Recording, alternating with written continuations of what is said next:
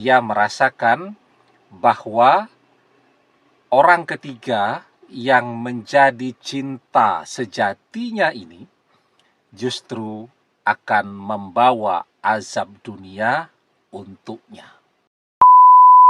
Bismillahirrahmanirrahim. Assalamualaikum warahmatullahi wabarakatuh. Bapak-bapak, ibu-ibu, mas-mas, mbak-mbak, khususnya adik-adikku sekalian yang dirahmati Allah dimanapun Anda berada. Kembali di IIP Channel bersama saya, IIP Wijayanto. Kali ini kita akan membahas tema pengkhianatan mantan akan berbalik ke dirinya sendiri. Ya. Jadi mantan berpikir ketika dia mengkhianati kita, maka dia akan bahagia.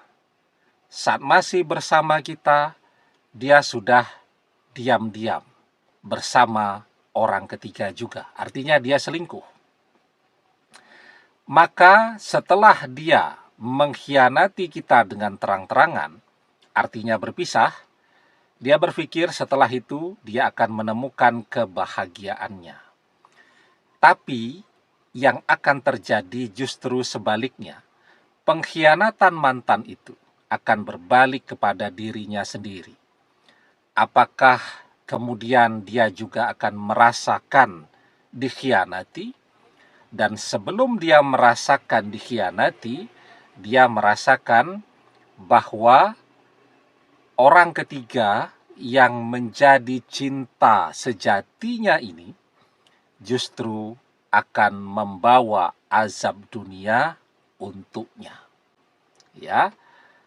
Maka itu kenapa kita diajarkan bahwa kezoliman akan berbalik kepada orang yang zolim. Ya ayuhan nas, innama baghyukum ala anfusikum. Wahai manusia, sesungguhnya kezolimanmu akan menimpa dirimu sendiri.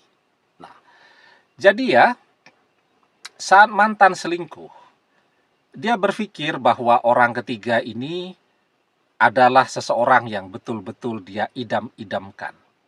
Tapi itu kan casingnya, luarnya saja yang dia lihat.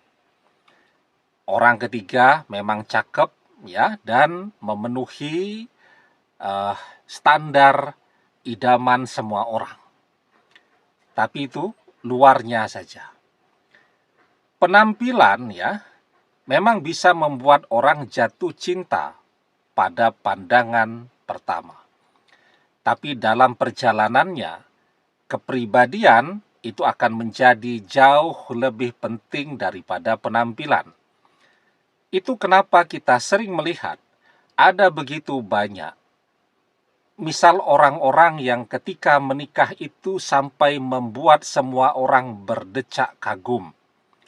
Yang laki-lakinya ganteng luar biasa, yang wanitanya cantiknya luar biasa, sama-sama kayanya, tapi bercerai juga. Dan tidak membutuhkan waktu terlalu lama bagi mereka untuk berpisah, untuk bercerai. Kenapa sampai terjadi yang demikian? Ya, orang berpikir apalagi sih yang kurang? Wong penampilannya itu kerennya luar biasa. Semua orang yang melihat pengen punya pasangan yang seperti itu. Tapi ternyata di dalam perjalanannya, kepribadian itu jauh lebih dominan daripada sekedar penampilan. Penampilan yang cakep, menarik, itu menjadi tidak berarti lagi jika di dalam perjalanan kebersamaan atau pernikahan ternyata pasangannya tadi tidak setia, hobinya selingkuh, jadilah cemburu terus, stres terus, bertengkar terus. Belum lagi matre, ya, kalau keinginannya tidak keturutan, pasti ngamuk-ngamuk dan ujung-ujungnya bertengkar terus. Belum lagi egonya luar biasa.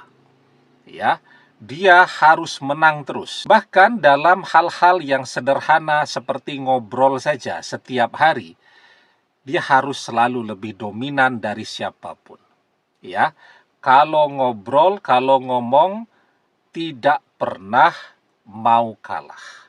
Semua orang harus mendengarkan omongannya, apa yang jadi keinginannya harus diikuti.